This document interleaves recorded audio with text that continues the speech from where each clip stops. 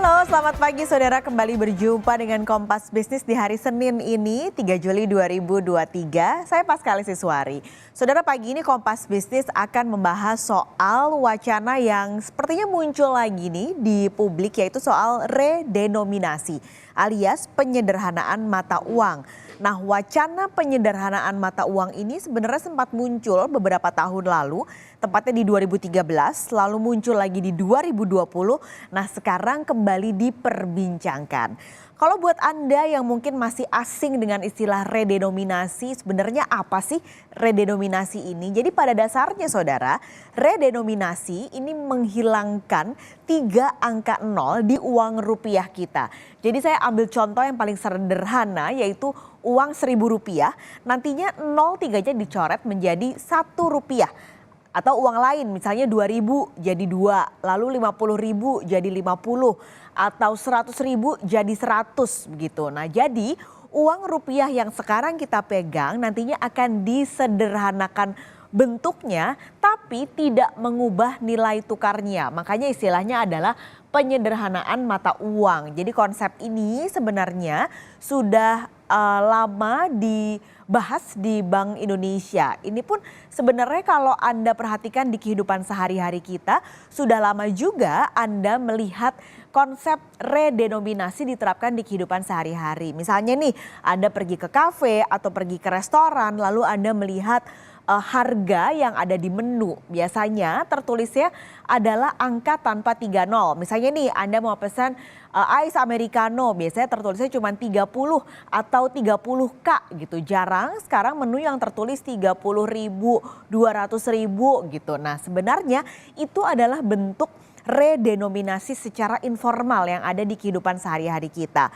Atau misalnya kalau Anda ke pasar gitu ya, Anda mau beli jeruk, Anda nanya, "Mang, berapa nih sekilo?"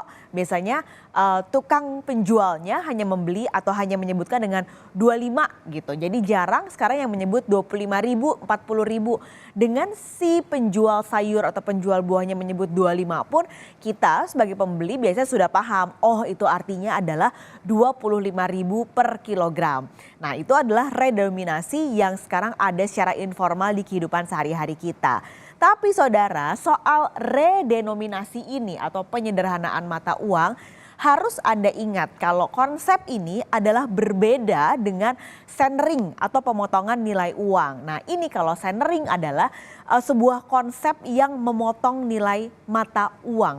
Indonesia pernah melakukannya. 1959 adalah salah satu tahun di mana Indonesia pernah melakukan. Tapi sebenarnya secara total di sejarah Indonesia, pemerintah pernah melakukan centering ini 3 kali.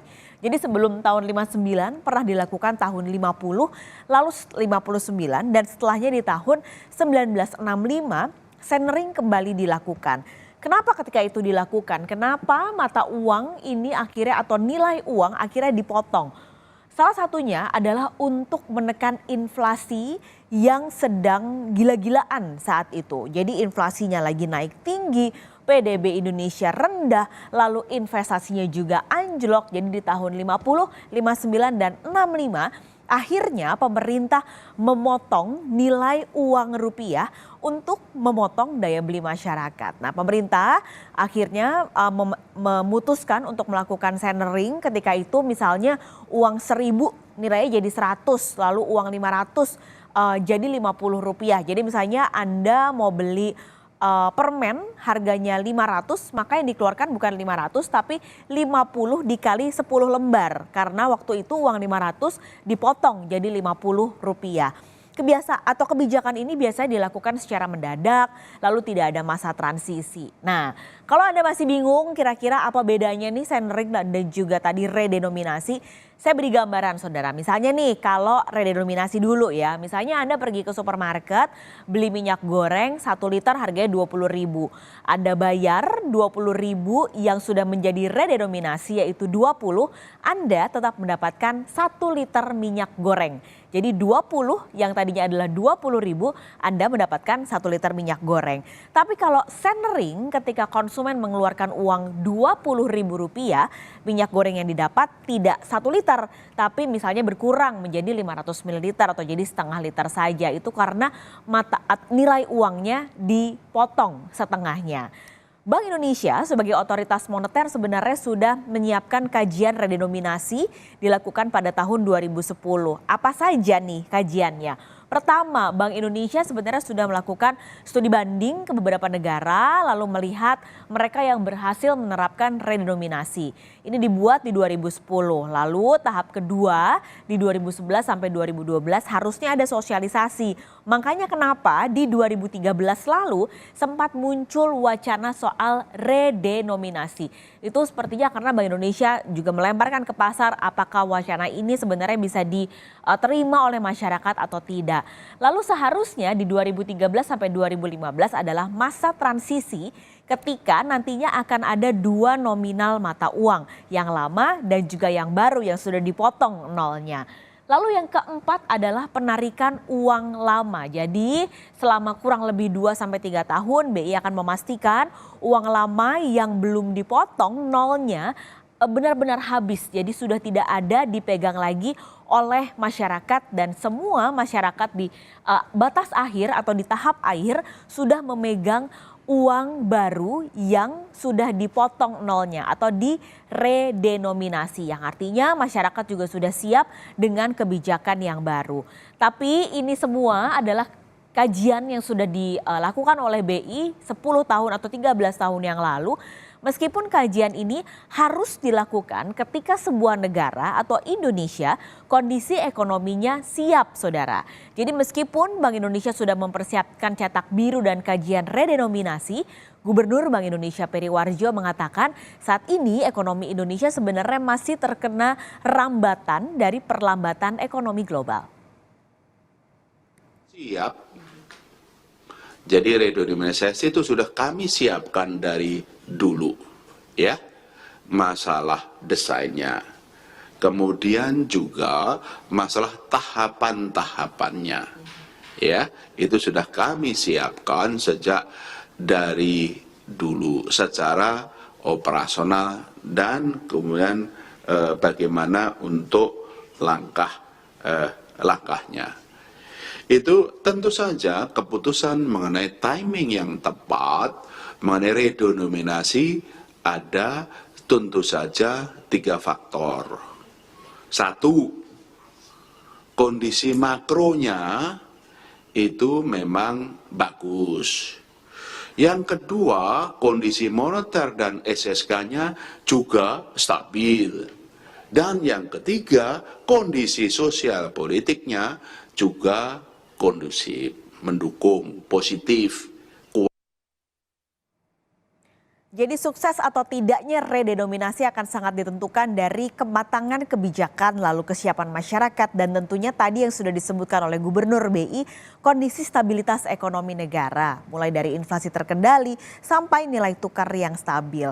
Sebenarnya sudah ada beberapa negara yang mencoba untuk menerapkan redenominasi atau penyederhanaan mata uang. Ada yang gagal, ada juga yang berhasil. Kita bicara dulu yang gagal, beberapa diantaranya adalah Brazil, Rusia dan juga Argentina. Kesamaan dari negara yang gagal ini karena mereka menerapkan redenominasi di waktu yang tidak tepat. Saat itu kondisi negaranya sedang tidak stabil, lalu inflasinya sebenarnya sedang tinggi. Nah bahkan saudara, Brasil ini sudah melakukan redenominasi ini 6 kali dan akhirnya sukses di percobaan ke-6 yaitu di tahun 94. Ini adalah mereka yang gagal. Sementara mereka yang dianggap berhasil sebenarnya juga membutuhkan waktu yang cukup lama, bertahun-tahun dengan perencanaan yang sangat matang sampai negara-negara ini akhirnya bisa mengklaim kalau mereka ini sukses dalam menerapkan penyederhanaan mata uang atau redenominasi. Pertanyaannya, Indonesia siap atau tidak? Lalu apa sih sebenarnya urgensinya kita harus menyederhanakan mata uang kita? Nah jangan kemana-mana saudara, Kompas Bisnis Sapa Indonesia Pagi akan kembali usai jeda dengan perbincangannya. Kita akan segera kembali. Kembali pertanyaannya saudara, apakah redenominasi akan membawa konsekuensi ke perekonomian Indonesia? Nah, kita akan bahas pagi ini bersama Peter Abdullah, Direktur Eksekutif Segara Research Institute. Pak Peter, selamat pagi. Selamat pagi, Mbak. Oke, mungkin pertanyaan pertamanya adalah apa sih sebenarnya urgensi dari redenominasi atau penyederhanaan mata uang ini? Nah, sebenarnya kalau kita bicara urgensi ya tergantung kita sudut pandang kita, Mbak. Ya, itu sebabnya walaupun ini sudah dikaji, sudah dipersiapkan oleh Bank Indonesia, saya kira ini sejak tahun 2005-2006 itu isu ini udah muncul di Bank Indonesia, ya. Dan kemudian kita serius di Bank Indonesia itu serius melakukan kajian tahun 2010-an, dan kemudian itu sudah benar-benar diangkat di isunya dengan Kementerian Keuangan, dengan DPR itu di tahun 2011, ya. Itu dikarenakan kita melihat memang ini sudah ada urgensi untuk kita melakukannya, ya. Tetapi memang untuk melakukannya sangat memerlukan ada keputusan politik, ya, ada payung hukumnya. Bank Indonesia tidak bisa melakukannya sendiri. Kalau tidak kita lakukan ya nggak apa-apa juga sebenarnya. Cuman ada satu hal yang tidak bisa kita atasi, yaitu ketimpangan antara nilai uang dengan perekonomian kita. Ini menyangkut wibawa, ya, marwah wibawa dari rupiah kita di perekonomian global, di internasional. Ya. Kita tahu nilai dari rupiah itu sangat rendah, ya, dan tidak diperhitungkan di dalam perekonomian global. Sementara ekonomi Indonesianya sendiri, ya kita tahu adalah termasuk ekonomi yang terbesar di dunia. Ya, kita kan masuk dalam G20, ya, bahkan kalau kita menggunakan purchasing power parity, kita masuk di 10 besar ekonomi dunia, ya. Tetapi mata uangnya itu tidak diperhitungkan, rupiah itu tidak diperhitungkan, ya. Kalau bahasa sederhananya, kalau kita pergi ke luar negeri, ya misalnya ke Amerika, ke Eropa, kita mau tukar uang rupiah, itu di money changer itu tidak tertera, itu tidak tercantum rupiah. Ya, karena apa? Karena memang nilainya sangat kecil, ya. Paling kita ketemu di money changer mungkin di Arab, di Singapura, ya sangat mudah kita menemukan rupiah, ya. Bukan berarti kita tidak bisa menukarkan di money changer kalau di Eropa, di Amerika. Tapi di papan skornya itu, papan money changer-nya itu tidak tercantum rupiah. Karena memang nilainya sangat rendah. Dan ini ya memunculkan apa ya? Terkait dengan kebanggaan kita terhadap rupiah, ya, wibawa dari rupiah, ini yang harus kita bangun kembali, ya. Biasanya memang negara-negara yang sudah mengalami kondisi seperti itu kemudian melakukan memperbaiki nilai mata uangnya dengan melakukan redenominasi.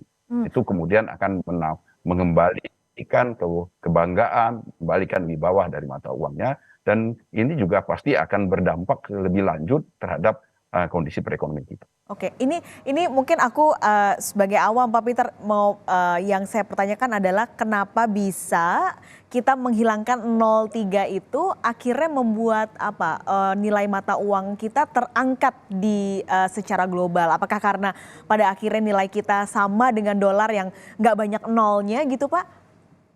Ya, secara nilai tukar nanti dia akan berbeda, Mbak. Ya, kalau kita sekarang ini rupiah kita kan nilainya kan sekarang ini misalnya 10.000, ya, 15.000 $1, ya, $1 15.000.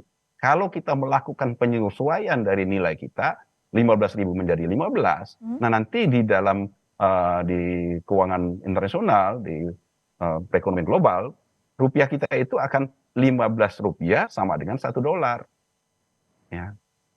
Jadi mekanismenya kan seperti itu, ya.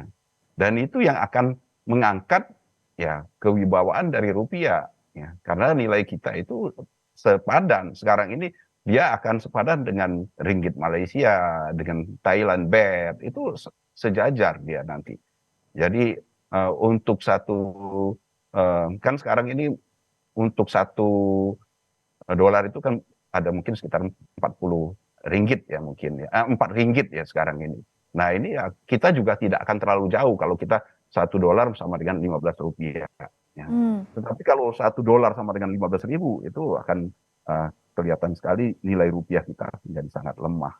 Oke, tapi ada apa yang dikhawatirkan juga untuk di dalam negeri adalah redenominasi ini akan bikin inflasi karena misalnya nih Pak, sekarang kita uangnya harga jualnya 10.300 gitu. Nanti dia akan menggenapkan menjadi 11.000 gitu, menjadi 11. Nah, hingga akhirnya harga-harga barang menjadi naik. Apakah itu memang akan membuat dampak seperti itu di dalam negeri ketika ada redenominasi? Ya, kalau kita seperti disampaikan tadi kan, Bank Indonesia itu kan sudah melakukan kajian. Ya, dari kajian itu kita melihat bahwasanya ketika itu dilakukan di sebuah negara, itu seperti di Brasil, Rusia, Turki dan sebagainya, memang ada dampak inflasinya. Tetap dampak itu sifatnya jangka pendek, yaitu ketika dilakukan redenominasi itu. Ya.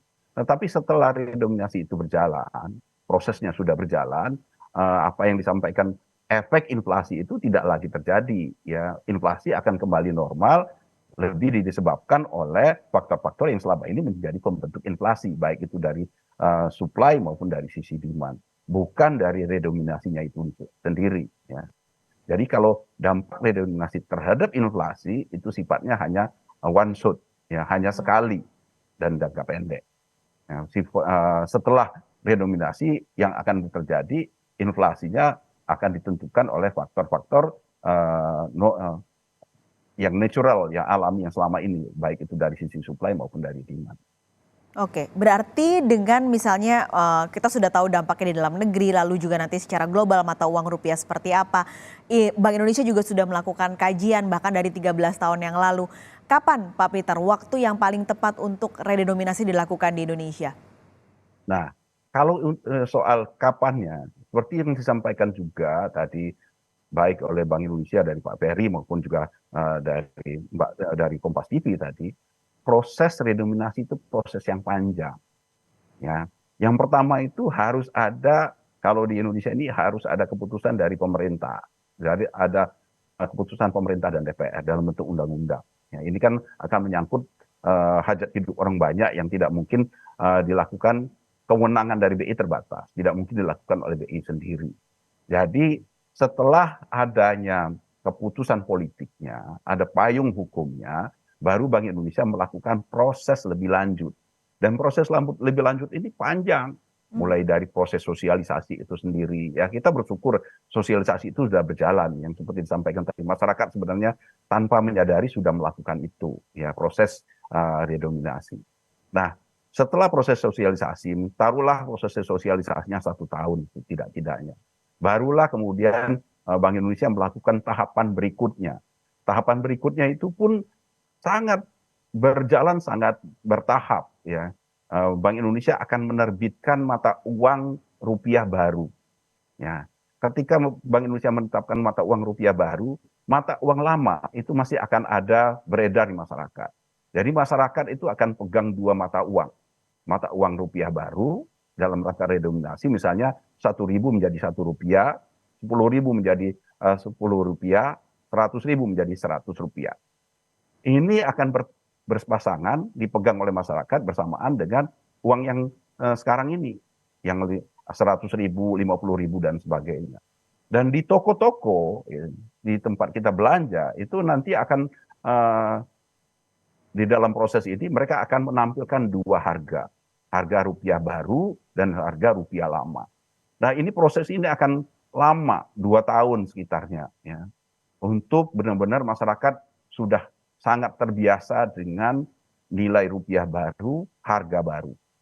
Nah, kalau itu sudah dianggap selesai, secara bertahap Bank Indonesia akan menarik mata uang lama, ya, mata uang rupiah baru yang akan lebih banyak dipergunakan. Secara perlahan, mungkin sekitar setahun itu akan dilakukan sampai benar-benar habis.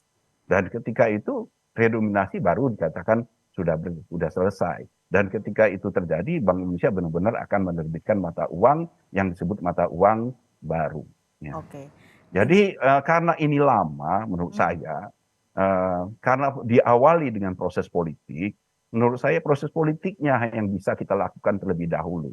Ya, karena kalau yang seperti disampaikan oleh Pak Ferry tadi memang sangat membutuhkan, ya, kondisi ekonomi yang stabil, ya, kemudian masyarakat yang stabil juga yang siap menerima. Tapi ini karena prosesnya panjang, kalau menurut saya kita saat ini sudah bisa katakan siap dalam konteks proses politiknya dulu.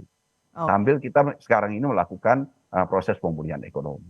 Oke, jadi kembali ada politik tapi juga dibarengi dengan kestabilan masyarakat dan kondisi ekonomi yang juga sudah sangat stabil di dalam negeri. Terima kasih Pak Peter sudah bergabung pagi ini di Kompas Bisnis untuk berbincang soal redenominasi. Sampai ketemu Pak Peter, sehat selalu. Sama-sama Mbak, salam sehat selalu.